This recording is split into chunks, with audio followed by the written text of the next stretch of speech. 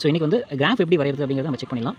So இது வந்து pencil நல்லா ஷார்ப் பண்ணி வச்சிங்க. எப்பயுமே 2 பென்சில் யூஸ் பண்ணிக்கங்க. ஸோ நான் வந்து எப்பயுமே நம்ம இந்த சாப்டர் ஃபுல்லாகவே நான் 2 பென்சில் தான் யூஸ் பண்ணியிருக்கேன். ஸோ ஒரு பென்சில் வந்து எழுதுறதுக்காக சப்போஸ் இது ரொம்ப ஷார்ப் பண்ணி கிராஃப் போடுவேன். ஸோ தீந்துருச்சு இந்த முக்கு கொஞ்சம் இதாகிடுது அப்படின்னா உடனே அடுத்த பென்சில் நான் யூஸ் பண்ணிக்குவேன். ஸோ இது முக்கு இதாகிடுதுன்னா ஓகே அடுத்து நெக்ஸ்ட். ஃபஸ்ட் வந்து எக்ஸ் ஆக்சிஸில் என்ன பாயிண்ட் இருக்குது, ஒய் ஆக்சிஸ் இருக்குது. ஸோ ஒய் டேஷ் இருக்கா, நெகட்டிவ் பாயிண்ட்ஸ் இருக்கா, பாசிட்டிவ் பாயிண்ட்ஸ் இருக்கா, அதே மாதிரி ஒய்லையும் பாசிட்டிவ் பாயிண்ட்ஸ் நெகட்டிவ் பாயிண்ட்ஸ் இருக்கா, அதுக்கு மாதிரி தான் கிராஃப் வரையணும். ஸோ ரெண்டுமே ப்ளஸில் தான் இருக்குது அப்படின்னு சொன்னால் இது வந்து ஒரு சைடாக போட்டுக்கலாம். ஓகேங்களா, இது வந்து ஒய் ஆக்சிஸ் எடுத்துக்கலாம். ஜென்ரல் இது வந்து எக்ஸ் ஆக்சிஸ்னு சொல்லி எடுத்துக்குவோம். ஓகேங்களா, ஸோ இது வந்து 17 பாக்ஸ் கிட்ட இருக்கும். ஸோ இது வந்து கொஞ்சம் லென்த் கிராஃபாக தான் இருக்கும். ஸோ நம்ம வரையறதுக்கு முன்னாடி நம்ம எப்படி பண்ணணும் அப்படின்னா, சப்போஸ் லென்த் லாங் ஸ்கேல் வேணா யூஸ் பண்ணிங்க, ரொம்ப அதிகமான லைன்ஸ் இருந்ததுன்னா சப்போஸ் நெகட்டிவ் பாயிண்ட்ஸ் இருக்குன்னா அதுக்கு மாதிரி எக்ஸ் ஆக்சிஸில் நெகட்டிவ் பாயிண்ட்ஸ் இருக்குன்னா அதுக்கு மாதிரி பாயிண்ட்ஸ் வந்து மெஷர் பண்ணி வச்சிங்க. ஃபஸ்ட்டு மெஷர் பண்ணி கவுண்ட் பண்ணி எதில் நம்ம கிராஃப் போகிறோங்கிறது மைண்ட் பண்ணி வச்சுக்கணும். ஸோ நான் போகிற கிராஃப் வந்து பார்த்தோம் அப்படின்னா எனக்கு வந்து மைனஸில் வந்து -2 வரைக்கும் வருது. ரைட்டா, ஸோ அதே மாதிரி எனக்கு +3 வந்து வருது. ஸோ அதனால் -2 அப்படிங்கிறப்ப 2 பாயிண்ட் இல்லாமல் இன்னொரு 3 பாயிண்ட் இருந்தால் தான் கிராஃப் வந்து சென்டராக கிடைக்கும். ரைட்டா, ஸோ அப்போ நான் சென்டராக வரையறதுக்கு முயற்சி பண்ணுறேன். ஸோ வரையறப்போ இந்த ஒரு க்ரீன் லைன்ஸ் இருக்கு இல்லையா, அந்த க்ரீன் லைன்ஸ் இருக்குது பார்த்தீங்களா, இந்த க்ரீன் லைன்ஸுக்கு பக்கத்தில் ஃபஸ்ட்டு ஸ்கேலை செட் பண்ணிவிடுங்க.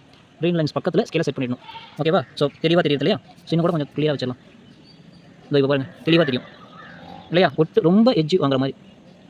ஸோ இப்போ கரெக்டாக இருக்குது, கரெக்டாக இருக்கா. ஸோ இப்போ வந்து என்ன பண்ணணும், அப்படியே வரைய வேண்டியது தான். ஸோ இந்த பக்கம் வந்து லெஃப்ட் சைடு நல்லா ப்ரெஸ் பண்ணிக்கணும். அதுக்கப்புறம் இதை அப்படியே வச்சு சைடாக வரைஞ்சோம்னா நல்ல கிராஃப் கிடைக்கும். ஸோ இப்போ பாருங்கள் ஒரு லைன் வரைஞ்சிருக்கேன். ஸோ எந்த மிஸ்டேக்கும் இல்லை இந்த லைனில் இல்லையா, கரெக்டாக அந்த லைனில் வரைஞ்சிருக்கேன். இதுதான் அந்த லைன். ரைட்டா, ஸோ இப்போ கிட்ட க்ளோஸில் பார்த்தா தெரியாது. ஸோ இப்போ ஓரளவுக்கு தெரியுது இல்லையா. ஸோ இதான் அந்த லைன். ஓகேவா, இதே மாதிரி தான் எல்லா கிராஃபுக்கும் நான் மெஷர்மெண்ட்டு எல்லா லைன் போகிறதுக்கு பாயிண்ட் குறிக்கிறதுக்கு எல்லாமே இந்த மெத்தடாலஜி யூஸ் பண்ணி தான் எல்லாமே கிராஃப் வரைஞ்சிருக்கேன். ஓகேங்களா, ஸோ அதனால் இந்த மெத்தடை யூஸ் பண்ணுங்கள். எப்படிங்கிறத நம்ம பார்த்துக்கலாம். Okay, thank you.